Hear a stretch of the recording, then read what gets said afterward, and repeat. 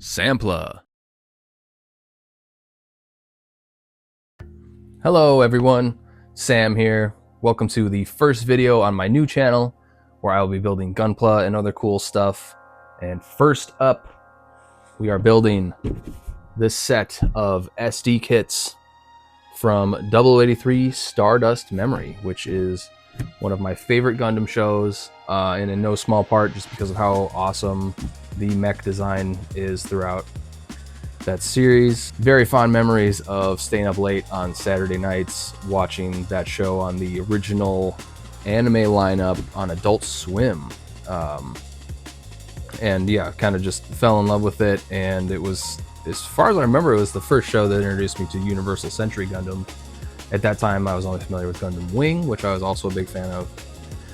But yeah, I picked up this set recently. Four kits in here. It has the GPO1, the GPO2, the Dendrobium, and the New Zeal, or New Azeel, or however you're supposed to pronounce it. The way the guy says it in the show is real weird.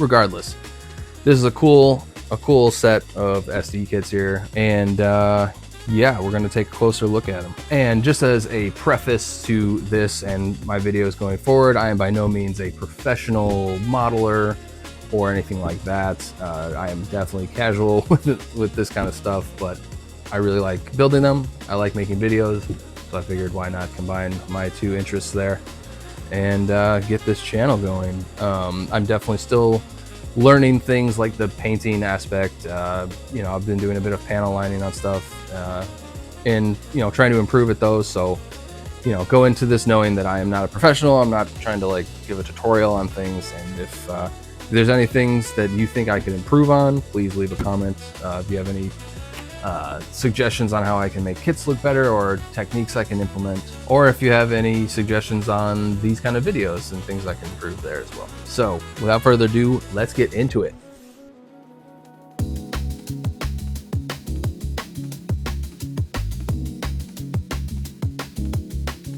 Okay, so first up we have the GPO1 here, which is sort of a choose your own adventure kind of kit almost, where it gives you the option if you want to build the standard GPO1 or the GPO1 FB, which is the space combat version. I think it kind of allows you to sort of disassemble it and put it back as the other one if you wanted to, but I would really say just go ahead and pick which one you want it to be and go from there.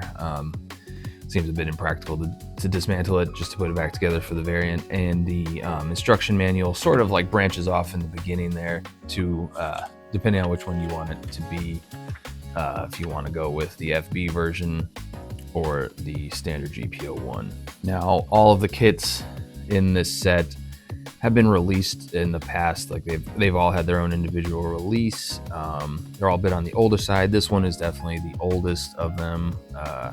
According to the booklet and the packaging, the copyright date is 1999, so it's a pretty old one, and it shows. I definitely think this one shows its age the most out of the bunch, as far as just like the sort of rigidness of it and the lack of detail and how many color inaccuracies there were, and definitely involved a lot of painting, like this beam saber here. This was just a solid white piece that I painted pink to make it look more like the beam. It came with a surprising amount of stickers. I think it had the most amount of stickers in this set, even though it's the smallest kit among them. Like these chest vents here obviously are stickers, and yeah, it kind of shows. And then all of these little red highlights on the shoulder thrusters here, those are all stickers as well. And surprisingly enough, they did not include them for the little details on the backpack, so I just painted those in pink and then colored the surroundings of them there. Also comes with its rifle, which has a sticker for the scope there. And there's definitely a fair amount of color inaccuracies. There's not many options for colors, just based on the pieces on the runners. Like even the hands here were just the same color white as the arms, so I did paint them. It wasn't the exact right shade of gray for it, but you know, closer than just being all white throughout the arms. or like the insides of these head vents here, I painted black, which I kind of goofed up on a little bit in there. So it definitely takes a bit of work to get it to look a bit more accurate than it just would out of the box. And there's even something about just like the plastic itself. It's maybe kind of hard to tell on camera, but there's something even just about the quality of the plastic itself that just seems a bit on the old side. I can't really explain what it is, but compared to newer kits, even the other ones that are part of the set, something about it just does look a bit more dated. But overall, this is a pretty cool kit. I've always liked the FB version of this. I think it looks super cool with these big thrusters on the backpack and all of that stuff. So yeah, this is a solid one. Just got to put in a little extra work to get it to look how it should. Yeah, solid kit, GP01. All right, and next up we have the GP02, this chonky boy right here. But this one looks pretty awesome. Definitely, just on its own, has a bit more detail than the GP01.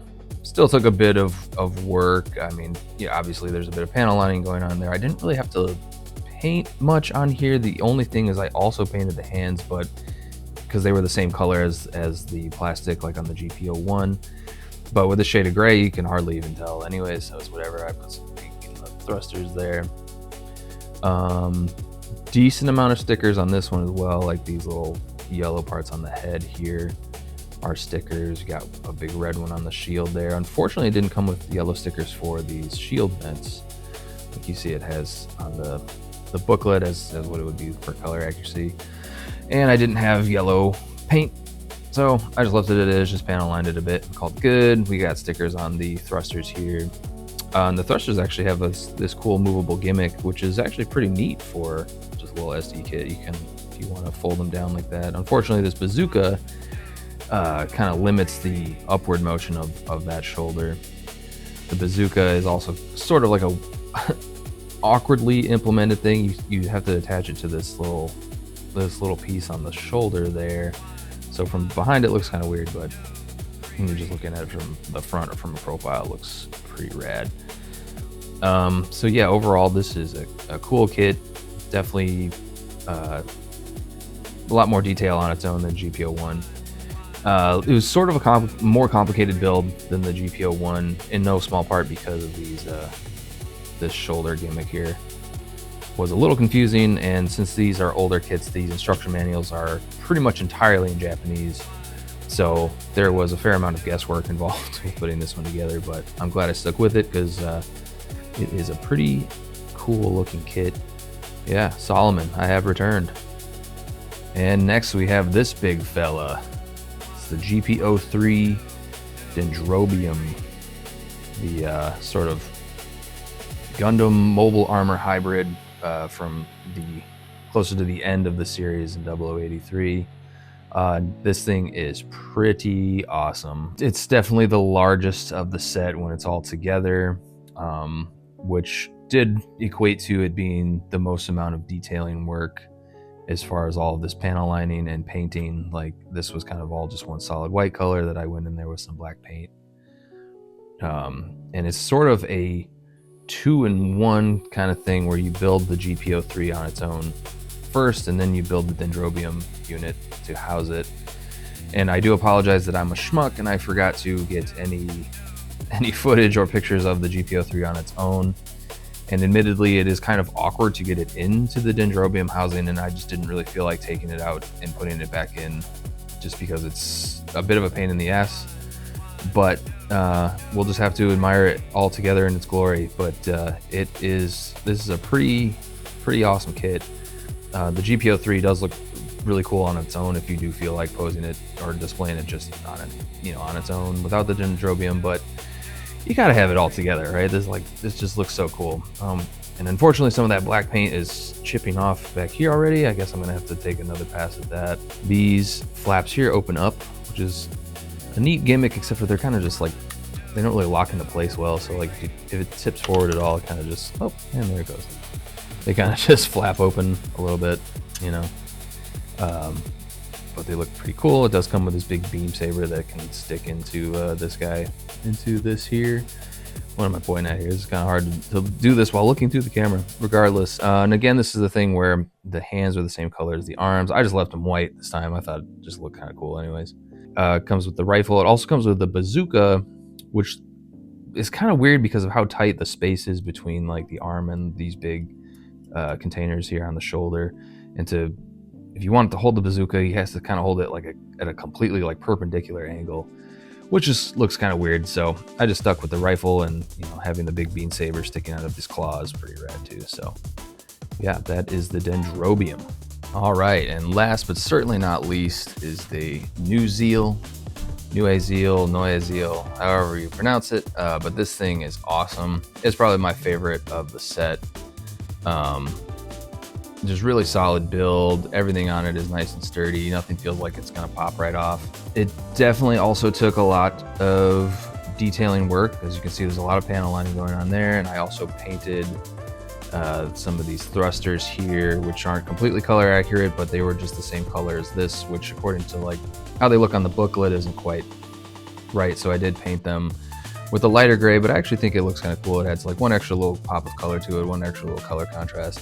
It came with only 3 stickers actually, which it was the smallest amount of stickers, and it's essentially just options for the mono eye. You have one for the center, and then you have one for either side. So just depending on how you want the mono eye positioning to look, you can just choose from those 3. I like the center. It comes with a big beam saber that you can put into either hand, and it comes with a long sort of wire that is meant to simulate its kind of reachy claw thing. I don't even know what you want to call that attack, where it can launch its arms out on those cables. So if you want to replicate that, it does have a cable to make that effect. But yeah, this kit is awesome. I think this alone kind of made buying the set worth it, because it just turned out so cool.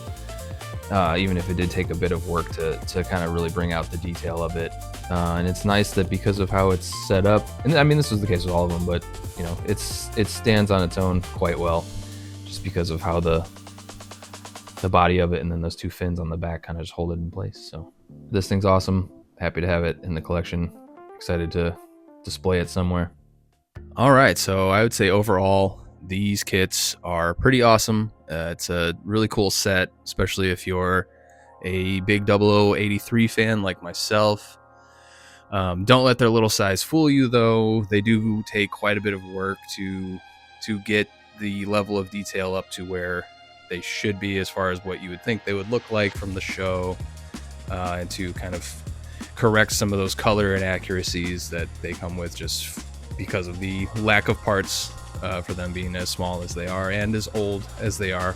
But if you are a 0083 fan and you like SD kits, I would definitely recommend picking up this set, because they are pretty cool, all said and done, if you put in the effort to get them to look a little bit better than they do just out of the box.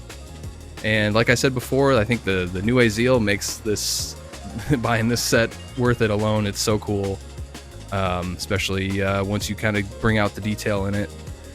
And yeah, this set gets a thumbs up from me.